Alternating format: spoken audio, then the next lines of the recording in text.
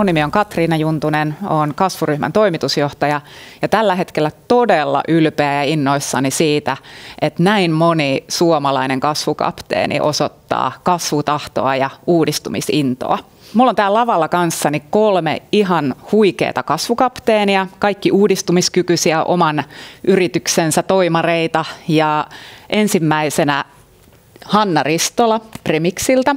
Sitten meillä on Samu Helfors Frameriltä ja Kirsi Paakkari Kalevala Korulta. Lähdetään suoraan kysymyksiin. Te olette kaikki oikeastaan uudistanut yrityksiänne aika kovasti. Ja Hanna, sulta haluaisin kysyä, että sä oot ollut teidän perheyrityksen Premixin toimitusjohtajana kohta 10 vuotta. Ja yhdessä kasvuryhmän hallituksen kokouksessa jäi mun mieleen, kun sä sanoit, että et ole ihan varma, että olisitko ilman kasvuryhmää lähtenyt investoimaan näin voimakkaasti kasvu- ja uudistumiseen. Niin kerro vähän, että millainen matka se on ollut kasvukapteenille tehdä se päätös, että nyt lähdetään kovasti investoimaan tulevaisuuden kasvuun ja uudistumiseen? Joo, Premix on tosiaan 40-vuotias perheyhtiö. Me ollaan muoviraaka-ainevalmistaja, eli me muokataan muovin ominaisuuksia. Ja meidän erikoisuus on tehdä muovista sähköä johtavaa. Ja siinä me itse asiassa ollaan maailman johtavia toimijoita. Ja tämä markkina on kuitenkin varsin tämmöinen niin kuin kapea niche-markkina, joka tarkoittaa sitä, että me ymmärrettiin kyllä aika alkuvaiheessa, että meidän täytyy niin kuin aktiivisesti hakea yhtiölle ikään kuin toista tukijalkaa sen sähköjohtavan bisneksen viereen. No, ollaan kohtuu onnellisessa asemassa, koska tämä meidän matka edistyy tällä hetkellä varsin kivasti, että ennustetaan sellaista 25% liikevaihdon kasvua nyt tälle vuodelle. Mutta mä ajattelin oikeastaan kertoa tässä yhteydessä nyt sellaisesta meidän niin kuin uusimmasta kasvun investoinnista ja matkasta, joka on ehkä vasta alkamassa. Ja niin kuin mä sanoin, niin me ollaan tehty se päätös, että voimakkaasti panostetaan kasvuun. Ja yksi näistä meidän kasvun lähteiden etsimisen menetelmästä on tämmöinen altistuminen myönteisille sattumille. Ja mä ajattelin nyt kertoa keissin tästä.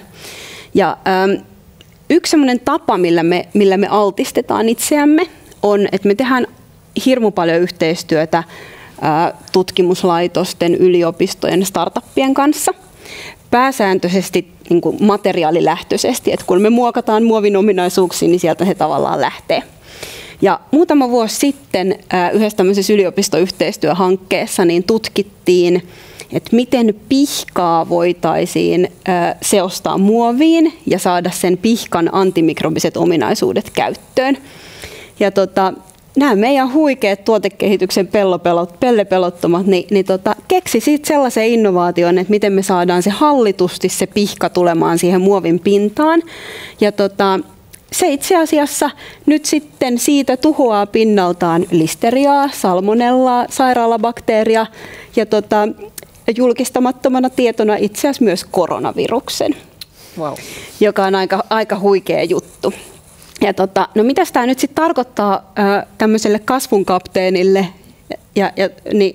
Löydettiin itsemme sieltä tilanteesta, että kun me ollaan tosiaan lähdetty tekemään tätä tälleen materiaalilähtöisesti ja ajateltiin, että ollaan raaka-ainetoimittajana niin kuin tavallaan samanlaisessa roolissa kuin tässä sähköjohtavassa bisneksessäkin, niin jouduin nöyrtymään ja toteamaan, että me ei osata tätä. Minä en osaa kaupallistaa, tuotteistaa tämmöistä innovaatiota. Että vaikka se tavallaan teknologia oli meille tuttu, niin sit markkina on niin erilainen.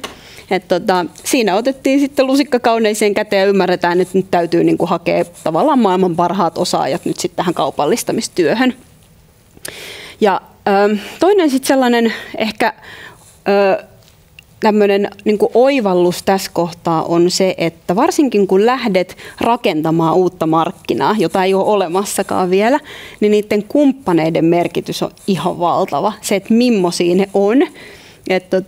sanoisin, että siinä tarvitaan kyllä just tämmöisiä kasvuryhmähenkisiä kumppaneita, jotka innovatiivisesti ja avoimin silmin avarakatseisesti lähtee niin kuin tavallaan rakentamaan meidän kanssa markkinaa yhdessä. Sellaisia oivalluksia tullut tässä. Ja jos sitten vielä palataan vähän siihen, että mitä tämä nyt sitten tarkoittaa niin kuin kasvun kapteenille, niin kyllä täytyy olla niin kuin kykyä sietää sitä epävarmuutta, kykyä ehkä kohdata myös niitä epäonnistumisia ja sitten rohkeutta just tunnustaa sitä, että mitä osataan ja mitä ei osata.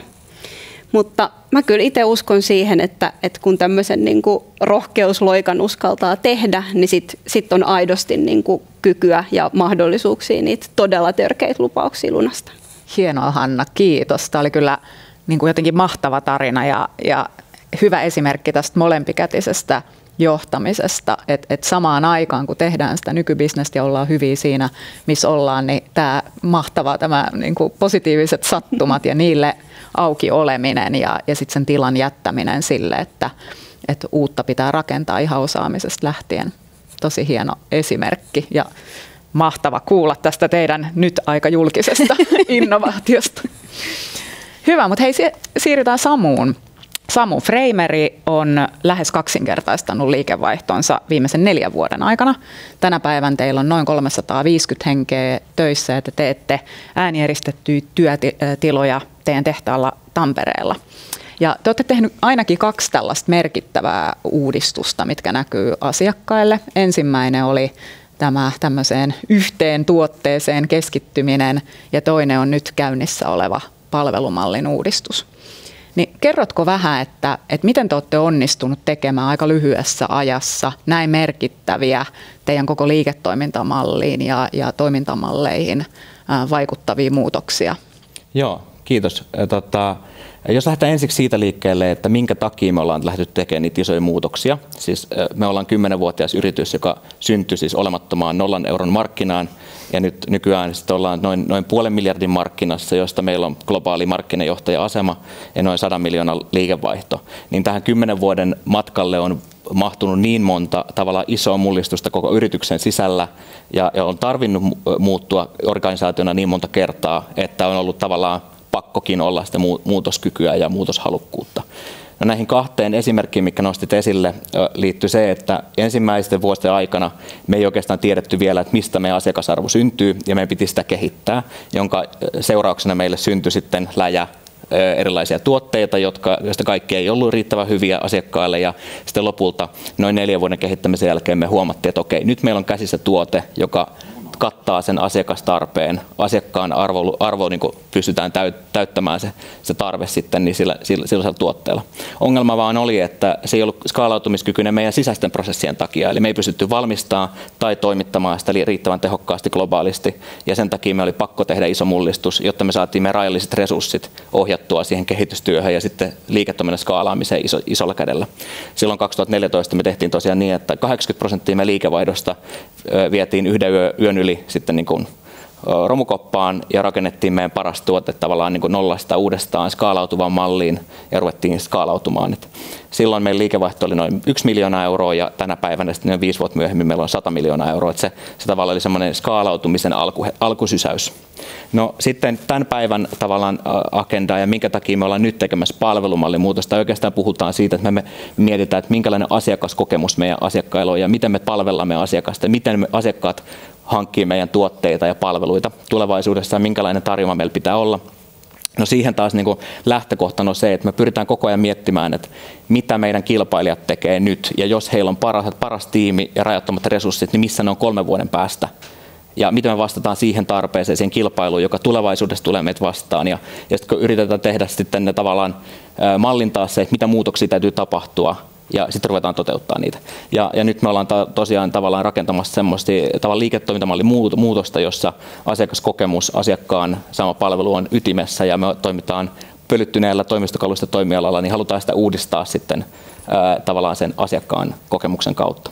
Siinä oikeastaan niin kuin tiivistettynä. Tämä vaatii tietysti organisaatiolta valtavaa avoimuutta uudelleen ja haastamista myöskin siis johdon ulkopuolelta, että mitä ne uudet mallit voisi olla.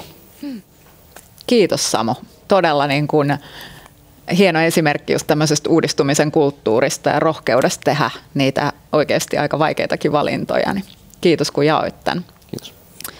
No mitäs sitten Kirsi? Kalevala Koru on tosi hieno tarina, joka on alkanut lähes 100 vuotta sitten. Ja te olette yksi Suomen tunnetuimpia brändejä. Ja sä oot ollut tässä toimarina nytten kohta 2 vuotta. Ja vaikka varmaan kaikki suomalaiset tuntee teidän brändin, niin silti sä oot käyttänyt tämän 2 vuotta siihen, että sä oot voimakkaasti uudistanut tätä brändiä. Niin kerrotko vähän, että miksi näin? No se, että meillä on todella kova kasvutavoite, eli meillä on tavoitteena nyt niin kuin noin 3-kertaistaa meidän liikevaihto. Itse asiassa tämä Samun tarina oli aivan ihana niin kuin innostava esimerkki, että ihan oikeasti se on mahdollista, vaikka me ollaan toimialalla, joka ei Suomessa kasva. Ja meidän oma liikevaihto on myös viime aikoina heikentynyt, eli me lähdetään ponnistamaan aika niin kuin perusasioista. Mutta se, että tämä meidän huikea brändi, tunnettuus, 97% niin suomalaisista tuntee meidät, niin sehän on ihan mieletön assetti. Mutta sitten toisaalta myös siinä on tietty varjopuoli, koska aika monella on edelleenkin vanhentunut mielikuva meidän brändistä. Ja mun täytyy myöntää, että ennen kuin mä itse menin taloon, niin mä kuuluin siihen samaan joukkoon myös. Ja sen takia me lähdettiin nyt hakemaan radikaalia muutosta, jotta me saadaan meidän viesti läpi. Ja nyt tässä meidän uudistumisessa, niin me aloitettiin tämä meidän uudistumismatka niin matkalla historiaa, matkalla siihen, miten yli 80 vuotta tämä yritys on pärjännyt, mitkä on ne menestystekijät, jotka ovat aina olleet siellä, mikä on se DNA meidän yrityksessä. Ja sitä kautta meidän bränditarina on itse asiassa vahva paluu juurillemme.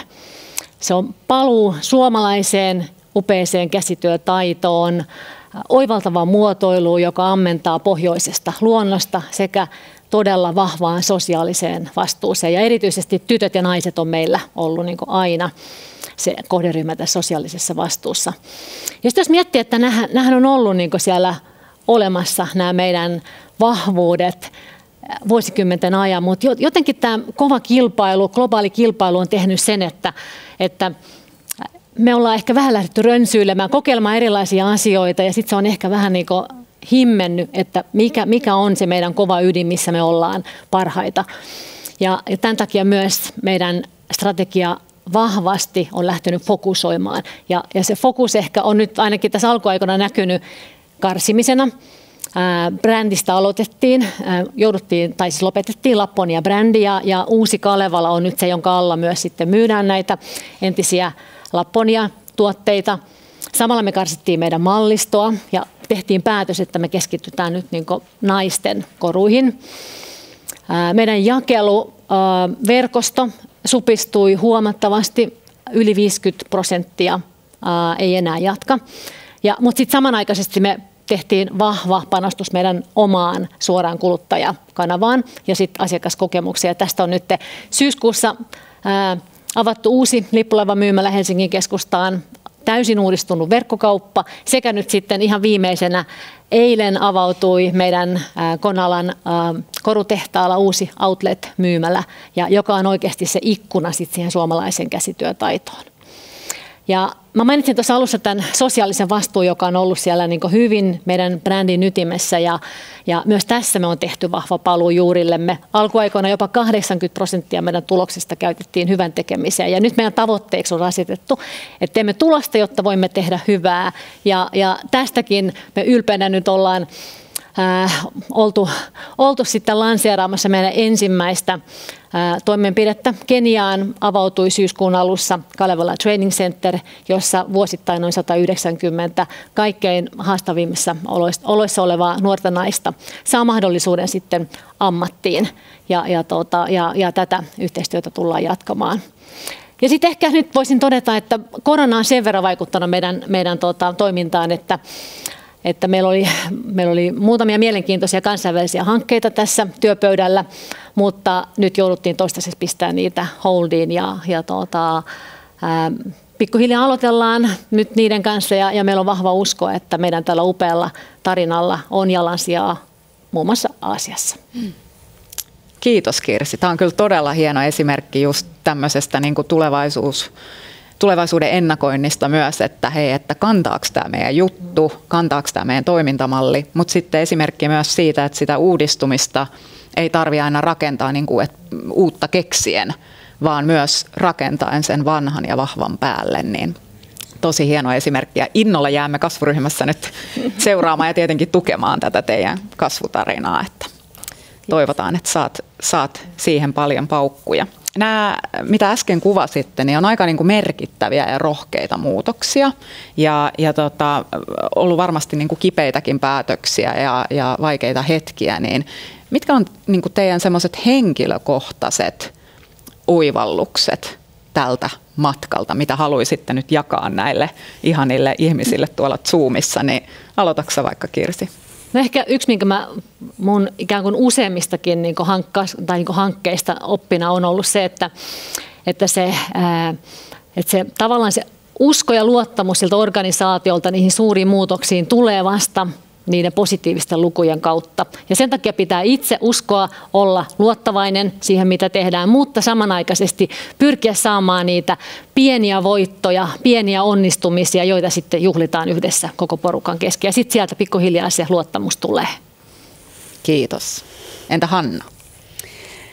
Mä ottaisin tähän nyt ehkä tämmöisen hyvin henkilökohtaisen lähestymisen, että on oivaltanut sen, että mitä tavallaan vaikeampia asioita on käsiteltävänä, niin jotenkin sitä merkityksellisempää on se oma tiimi, se oma lähitiimi, että ihmiset on niin kuin eteenpäin katsovia, avarakatseisia ja haluavat kehittää.